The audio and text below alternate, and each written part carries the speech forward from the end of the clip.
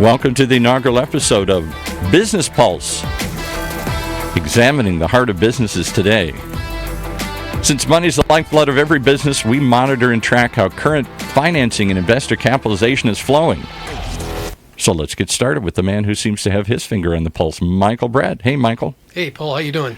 I'm good, and I am so thrilled to have you here. For years, we've been trying to start a show with early-stage businesses here, right up through established businesses, and you certainly have an expertise in both of those. Welcome to our station, OC Talk Radio. Thank you for having me. And just a little background and a foundation for the show. Business Pulse is all about business all the time.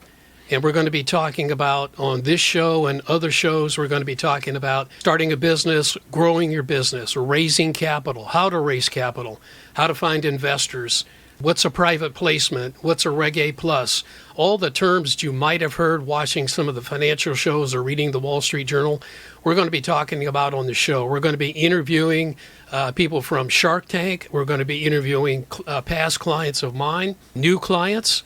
And we're going to be talking about things that you need to know and to understand if you're going to start a business, expand a business, and raise capital for your business.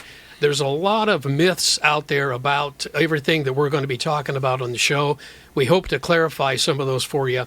A couple of things, though. We're not going to be giving legal advice. We're not financial planners. And we're not going to give recommendations as to certain investment vehicles. This is all about business, starting a business, growing a business, financing a business, how to attract investment capital, how to structure your offering.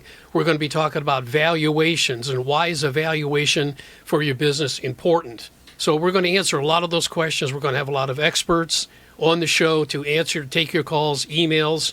And right now we're going to get into an interview with a friend of mine and a client of mine, Elite Beverage International, and they have a product, a flagship product called Tequila Commissario. And I have my guest here, the president of the company, Luis Cota. Luis, how are you? Good morning, Michael. Doing well. Thank you for having me today. Good. Well, let's get into it as far as the, we'll talk about Elite Beverage as a concept, but I want to get into the actual product itself that is the flagship, which is Tequila Commissario. I've been involved with the company now for about 4 years. I've known you and Steve Rice and the management team for a long time. But when I first started mentioning it to people about a tequila, they'd roll their eyes and say, oh, my God, another tequila. This is a very award-winning tequila. So let's get into that. What is so special about Commissario Tequila? Well, Michael, today's tequila is an incredible product, and it's no longer your grandfather's tequila. It's a product that competes very well with the best brown spirits of the world. If you like single malt scotch, if you like whiskey and bourbon and small handcrafted brown spirits, Tequila Commissario plays in that field very nicely. It's a wonderful balance of pure 100% blue agave, and in the age expressions of reposado and añejo, wonderful oak aging in a very balanced sort of way, so that the taste profile appeals very nicely to the mature consumer brown spirits across the world. So it's got great potential in that respect. Good.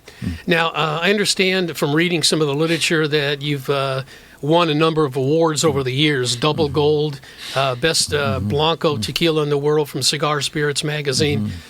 Tell us the journey that you've taken with this over the last couple of years, as far as establishing the brand and then getting into national distribution. So let's start with establishing the brand. Well, my partners and I were very fortunate to meet Dr. Roy Morita, who created the brand back about 9-10 years ago and sort of worked at a very small pace. And we met him, ironically enough, at the All-Star game in, I believe, 2012. When he was getting to the end of his rope with the project from a sales and marketing point of view, we met, we talked, we agreed to do something, we began to advise him, and eventually bought out the brand. And we finished paying for the brand in 2014. And then we spent the next 2 to 3 years just entering a number of competitions, awards, tastings, those kind of things, to make sure that the brand had a sort of a pedigree, if you will, when we went out to the trade. So since that time to now, we've become probably the most awarded tequila in the world. We won, for example, a double gold at China Wine and Spirits, which is the most reputable competition in the world out of China. Cigar and Spirits magazine named us the best new tequila of 2016. they also named our Blanco the #1 tequila for margaritas in their one of their issues last year. So we've had a plethora of awards, whether it's San Francisco International Wine Competition, the Wine and Spirits Wholesalers of America, which is the largest wholesalers convention, just took place literally 4 weeks ago, and our Reposado won double gold. And by the way, double gold, which we won over 10 of them for all 3 categories, means that every single judge in that judging unanimously agreed that that particular Commissario was the best of the competition and gave it all of their votes. So double gold means a lot. Along with that, in our industry, whether it's wine or spirits, most of us work with a 100-point scale, whether you find it in the Wine Spectator for wines or in the spirits segment. We've gotten a ton of 98, 97, 96-point scores. So the brand has responded very, very well. The experts are saying it. And now that we've got that beautiful pedigree and we've got wonderful awards that we use in our advertising, have begun to roll out over the past 14 to 15 months across the country. And it's going very well, Michael. We've gotten, we're nearly in 30 states now, so it's coming along very nicely and very fast. Now, in those 30 states, who do you sell to? Do you sell to a distributor, and then the distributor then sells to retail establishments? Explain that process a little bit. That is correct. After the repeal of prohibition in 1934, the federal government gave control to each state of their liquor sales authority, so that each state then decides how to do it. There are 18 states in which the state itself is the actual wholesaler who sells to retailers and to restaurateurs and hotels. The other 32 states or so allow independent businessmen to be wholesalers. So here in California, for example, we have Southern Wine and Spirits, we have Young's Market Company, we have Wine Warehouse, and they are multi-brand distributors who then call themselves, along with their salespeople, on hotels, restaurants, bars, and retail accounts. So it's a pretty complex 3-tier system. Was meant to originally, encourage control of alcoholic beverages, and it's now so entrenched that that's what we live with. Excellent. We've talked about the awards, we've talked about the distribution that you have, but the company hasn't always been at this level of success. I know you were a startup at one time, you had the struggles, like a lot of startups, which is, trying to get your footing, trying to get your foot in the door, trying to establish the brand. So when you started out, aside from the money aspect, what were some of the challenges that you had in convincing people to recognize your product? Well, one of the biggest challenges, of course, in our business is that there's these major brands, and I'll be happy to mention them because we're happy to be part of them, whether it's Patron or Don Julio or Casa Amigos or Herradura or Clase Azul, brands that have been around for quite a while and are entrenched in the consumer's mind, the retailer's mind, the restaurateur's mind, and the distributor's mind. And for the distributor, they produce quite a bit of revenue. So for a new brand to come along, no matter how good it may be, it's a real challenge to get attention, to be noticed, to be able to get into your distributor or to talk to your local restaurant and bar or retailer owner to pay attention to you because you are new. So that's been a real challenge in a category that is really getting quite busy. I mean, legally in Mexico, there are now 1,900 plus brands registered in Mexico of tequila. There's 198 distilleries in Mexico. So it's becoming a very crowded field. So you have to be really unique to stand out from the crowd. The other thing that is happening to tequila, and particularly to us, is this entire premiumization trend that is going on in America. Americans, we have learned to eat better, drink better, drive better. We like our fancy cars, we like our fancy restaurants, and we like our fancy wine and spirits. So premiumization, because it gives you a better spirit, a better product for your dollar, is taking hold in America in a very big way. And we're very much a part of that. And if anything, I would say that even though we're a small brand and we're becoming known, we're probably the leader in terms of being a true premium from the field and seed to the bottle. We make sure that everything we do, we control it properly. That's excellent to know from a distributor standpoint. But how do you how have you been able to convince the consumer that if they go into a liquor store, they go into a bar, a lounge, that they instead of ordering Patron, they're going to want to order Tequila Commissario? What kind of tastings have you done, if any at all, to really convince the consumer that they should take a look at this product and sample it? Well, not only have we taken part in many consumer events, for example, Cigar and Spirits Magazine here does a number of events yearly in which they're consumer-directed events, and they get attendance of between 500 to 1,000. So we've done those kind of events here in Texas, in New York. So we do a lot of consumer events to encourage trial. We also, as part of what we do from a marketing point of view, particularly in restaurant and bar accounts, we do seminars and tastings in those outlets where it's legal to taste. So we do a lot of consumer trial, and that's the ultimate. If you get the consumer to try it, we know we're going to win. So we do a lot of our marketing, a lot of our direction, and our focus is spent on consumer tasting, consumer education, and even some of our activations that we've done in terms of large hotel chains and large restaurant chains are all about how do we educate not only the consumer, but also the restaurant manager, the bar manager, the bartenders, the servers, because they ultimately have the most contact with the consumer. So we spend a lot of effort in that direction to do trial. So those were some of the challenges starting out with your product is, all right, now we've got to convince the consumer to buy this product. We also have to convince distributors to carry the product, get people to actually sample it because of all the tequilas that are on the market right now. Let's talk about the actual tequilas itself. I notice we have several samples here on the table. Obviously, the Blanco, the White, Raspado, and we have the Añejo. Now, I didn't know this until I started working with you closely. The difference as far as the color and how do you get to the color. So explain that to our listeners that, when you start out with the Blanco, I didn't really know how the dark got dark until you explained to me. Cover that with our listeners here. Well, in the tequila world, it's commonly said that if you make a good Blanco, the other expressions, the Reposado and Añejo, are going to be wonderful products. So the Blanco is the base product that gets put into a barrel. The longer it's in the barrel, the darker it gets. So the color comes from the wood, the American oak that we use. So, for example, by law in Mexico, you take that silver and you put it into a barrel. After 2 months of being in the barrel, it can legally be called reposado. The word reposado means rested in Spanish. It has to be at least 2 months. There is no upside to how long you can have it. Ours is aged for 7 months. That same reposado, when it goes over a year of being in the barrel, becomes añejo. And the añejo has to be at least 12 months of age in the barrel. Ours goes 23 months. And by the way, at the end of 19 months, we take those American whiskey oak barrels and we put that product into a California red wine barrel to just give it a touch more complexity. Kind of unique. There's a lot of experimentation going on in our industry, and that's one of the things that we do. But to that point, so silver is what creates a great tequila brand. And to a lot of consumers, silver can be a little bit perhaps rough because it's the best expression of fruit. The profile of the agave fruit is peppery, earthy, and spicy. You can make it in a very elegant way. You can make it in a very rustic way. We think we make a very elegant silver because after the second distillation, we put it back into a stainless steel tank and we shoot it full of oxygen for 36 hours. What that does is just breaks up every single drop into 100,000 molecules. When it gets reconstituted, it becomes just a touch creamier, a touch softer.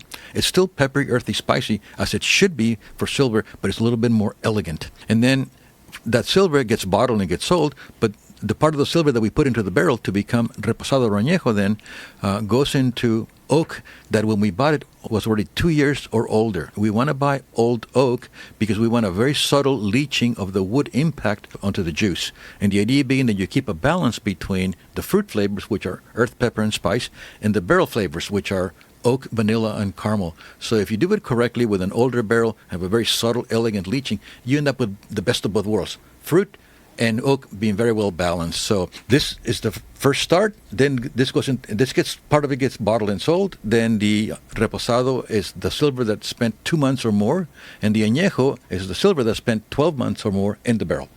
Now you mentioned earlier in the conversation several times that tequila comes from Mexico. Now, I didn't know that, again, until I started working with your company, and I'm sure a lot of the listeners don't really realize that to be authentic tequila, it has to come from a certain region in Mexico. Go into a little bit of that educational process. Correct. Some of the great brands of the world, whether it's a cognac or a single malt scotch or a champagne or a Napa Cabernet, come from a very small, defined area. Napa Valley or the Cognac region or the Champagne region, in which that particular product from that region has been grown there for so many hundreds of years that it's really kind of innate to that area. So 100% Blue River agave from Jalisco and the 4 states neighboring it, is the only region where it can legally be grown, the 100% blue weber agave for tequila. Just like Napa Cabernet only comes from Napa, or just like, Pinot Noir and Chardonnay used in Champagne for Champagne only come from Champagne. So there's a legally protected area. It's called an appellation in terms of the industry.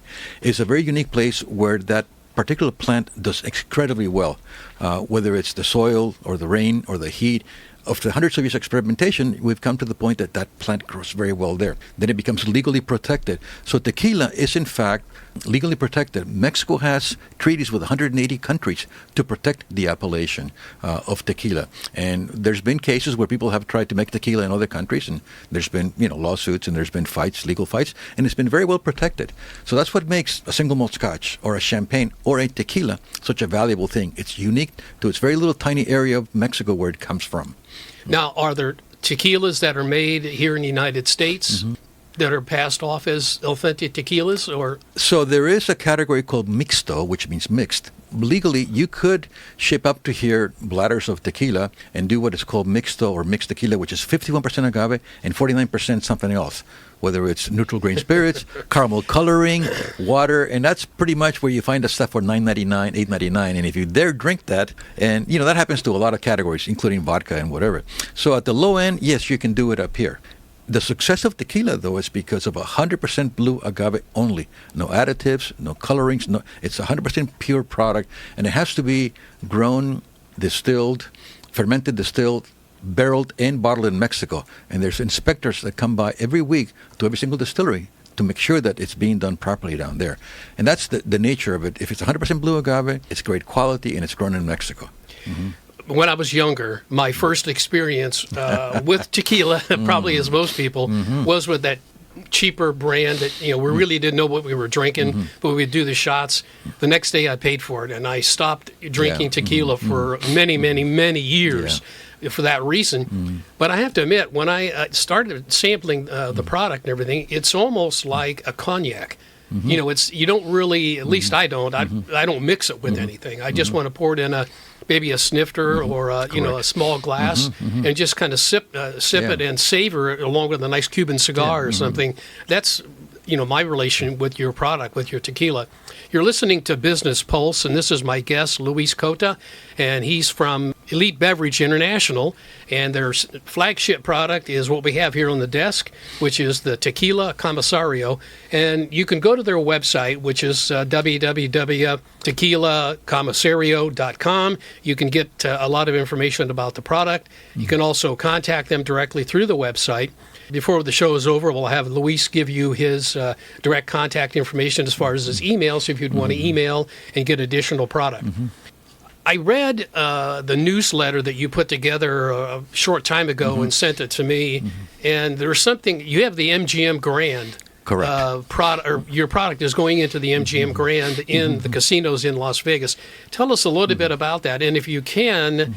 I received some photographs from Steve Rice, your associate, that showed the T-Mobile Center in Las Vegas. So if you can talk about that in relation to the MGM Grand, I'd like our listeners to know about that too. Well, at least in my viewpoint, I think most people in the industry will tell you that a brand is built in a high-class or a well-run restaurant, bar, or hotel, because that's where you get consumer trial. If you're at the local BevMo or local liquor store, people will take it home. But if you have guests that are traveling or on vacation, and they go to their hotel, their bar, and they try it there, and they fall in love with it, that's where reputations get built for big brands or for quality brands. So for us to be basically a startup brand just in our second year, and to be accepted by MGM globally as one of their key brands is an incredible success story.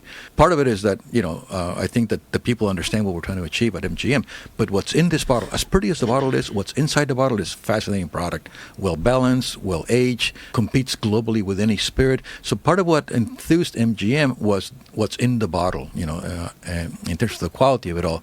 And so MGM approved us globally. They've got 16 15 hotels in Las Vegas. They've got Michigan, they've got Atlantic City, they've got Macau, they've got Shanghai. We're approved for all of those. So we just started. So, we're going 3 hotels, 4 hotels, 5 hotels across the Vegas Strip. We already are in Michigan. We've got Atlantic City approved. So we're making great progress. And to me, that's what builds a brand. It's nice to have a little 5-case display at your corner liquor store. But if you want the aura and reputation of being a world-class brand, you're going to do it by being at the MGM Park or at the what's the new place? New York, or Bellagio, or some of the units that they have. I mean, Las Vegas, there's Las Vegas, New York, and LA in terms of marketing hubs for a brand, and we're doing very well in all 3 of those, without a doubt. As a matter of fact, we started with MGM just 3 or 4 months ago, and they contacted and said to us, hey, we have an opportunity for you to be involved with T-Mobile Arena. And T-Mobile Arena has become the number 1 arena in America and probably the world in terms of events and marketing, internet space. The Las Vegas Golden Knights of the NHL made an incredible impact in our first year. So they offered us the opportunity to become the sponsor tequila for the venue. And so we've agreed to do that. We're about to finalize our contract. We're going to be the single tequila in all the bars and all the menus. There will be a Commissario lounge at T-Mobile Arena. They'll have other tequilas like they have other products listed, but we're going to be the key sponsoring tequila. And for a brand like ours to be able to achieve that is an incredible success. Believe me, we're so proud to be able to have that. Mm-hmm. You're listening to Business Pulse. I'm the host, Michael Brett. And my guest is a personal friend of mine, Luis Cota. His company is Elite Beverage International. And again, their flagship product is Tequila Commissario. But real quick, before we wrap up the show, you do have a wine category also. Just go into briefly a little bit of the history about the wines and some of the wines that you do have available. Just so the listeners know you're not a one-trick pony. No, we are very proud to be associated with the Sensi Winery of Tuscany. 4 generations of family ownership since 1895. They make incredible Proseccos. And by the way, Prosecco, which is the Italian version of champagne, are on fire. They've actually passed champagne in consumption in America. So they make great Proseccos. They make traditional Chiantis and Brunellos and Pinot Grigios. And so it's a wonderful little brand, Sensi. I think it's in like 30, 40 countries. We're in about 20 states with it here in America as well and growing nicely.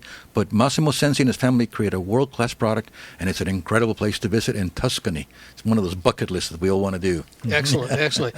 Give our listeners your email address. They can get a hold of you, and if they want to discuss more about the product, or maybe they're liquor store or distributor, they might want to handle the product. So give them your direct contact information. By all means, my direct email, happy to pass it on, it's Luis, Luis, at elitebeverage.com. You can also contact info@elitebeverage.com. Please, and we do look at that all the time. I have great contacts there, so feel free to contact us anytime. Excellent. Again, you've been listening to Business Pulse. I'm your host, Michael Brett. We're going to be doing this show every Tuesday, 10 a.m. Pacific time, here on OC Talk Radio, and it's also an international podcast show. So it's going to be on iTunes, it's going to be on Google Play, and also we might be on Thomson Reuters financial sites as well. So if you're looking to get some exposure for your product, whether it's a consumer product, whether it's a technology company, internet-based company, whether it's in the cannabis space, if you want to be a sponsoring guest on our show, you can send me an email. My email is Mike Brett. That's Mike Brett, BRETTE, @gmail.com. And I will get back to you on your emails. And we are looking for additional guests to appear on our show. So if you find yourself in a position where you have an interesting company, interesting product, we'd like to hear from you. If you're an expert when it comes to startups, if you're a business attorney, an accountant, somebody that's an angel investor, I'd like to hear from you also. We'd like to feature you on the show here to give our listeners the meat they need to succeed. And that's the whole purpose of our show, is to give news that you can use to start a business and grow a business, because that's what we're all about on this show, is business all the time.